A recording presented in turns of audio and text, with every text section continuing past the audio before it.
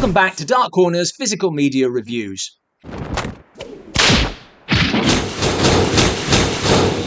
We're looking at Deaf Crocodile's new Blu-ray release of Legend of the Sacred Stone, a martial arts action feature with a difference. 难道以往对所有的误会尚未解开吗？我无误会任何人。 All the characters are portrayed by traditional Taiwanese glove puppets, albeit augmented by CGI.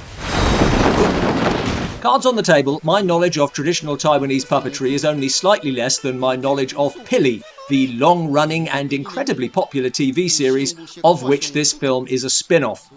I am leaning heavily into this was my experience watching it for the first time, knowing nothing, and I feel strongly that knowledge or prior exposure would affect your experience. The realization of the world is impeccable, from these breathtaking miniature sets to more sci-fi stuff. Incidentally, this was made in 2000, so the CGI is very different to what we might now be used to, but within the artificial aesthetic, it just becomes part of the world. The puppetry, likewise, has its limitations and repetitions, but it soon becomes part of the world. In fact, I think the best thing you can say about the puppetry is that you stop being impressed by it. It just is. I did find the plot hard to follow. It seemed simultaneously very simple, get the stone, yet also very complicated with deceptions and double crosses. That bit is pretty cool. I think if I was more familiar with the world, then that would be less the case, but as a newcomer, I was sometimes confused, even within the fight scenes, of which there are a lot.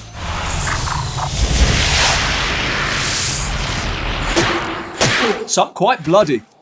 And these are full-on, magically enhanced martial arts fights.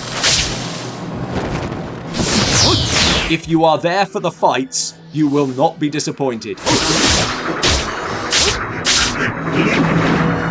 I particularly liked this one because it didn't have the frantic editing of elsewhere,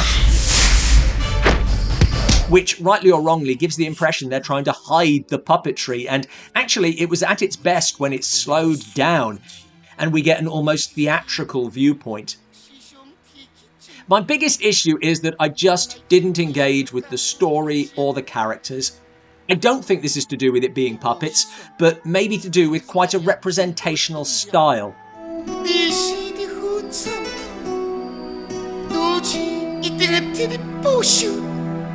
Despite some jarring moments of comedy,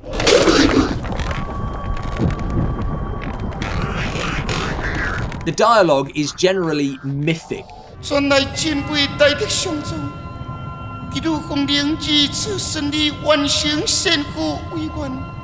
that goes for the characters' behaviour as well. It's mythic.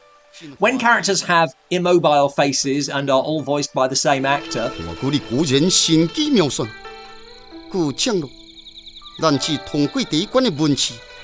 including the heroine, which I assume to be a nod to traditional narration, you need more to make them individuals, or at least I needed more. Like recent Hammer discs, this comes with a disposable cover, so there's no bump or barcode obscuring the artwork when you display it at home. Blu-ray disc, booklet, some very interesting articles. Very well illustrated. The film moves so fast and is so sharply edited, I don't think you always get to appreciate how good the images are if they just gave them a beat longer. Onto the extras, puppeteer and filmmaker Ben Wolfe Page gives an insightful commentary covering the background of the film, production and the art of puppetry, as well as the popularity of the Wuxia genre that had a resurgence in the West following the release of Crouching Tiger, Hidden Dragon. Dennis Bartok interviews director Chris Huang and members of the Pili puppeteering team. Less free-flowing than usual due to the language barrier, but interesting stuff about shooting on locations rather than on set, which of course has major challenges for puppets. The history of Taiwanese glove puppetry, budaixi, and the Huang family legacy, bringing this art form to the screen. Elsewhere, puppets, Wuxia and spirituality, the lore and inspirations behind the legend of the Sacred Stone, is a new visual essay by film historian Evan Chester, some useful context on the film, and Su Huanzhen character spotlight showing the evolution of the character Su Huanzhen over the course of nearly 40 years of Pili TV. Shots getting more dynamic, sets more extravagant, the integration of composited elements and digital effects. Honestly, I wanted to like this film more than I did. On paper, this is right up my street. It's got shades of dark crystal, and I very much enjoyed traditional Japanese puppet theatre on stage. It's got some really cool stuff in it, it just didn't come to life for me. But, as I said, it's a spin-off of a show that started in 1984. I am coming to it quite late.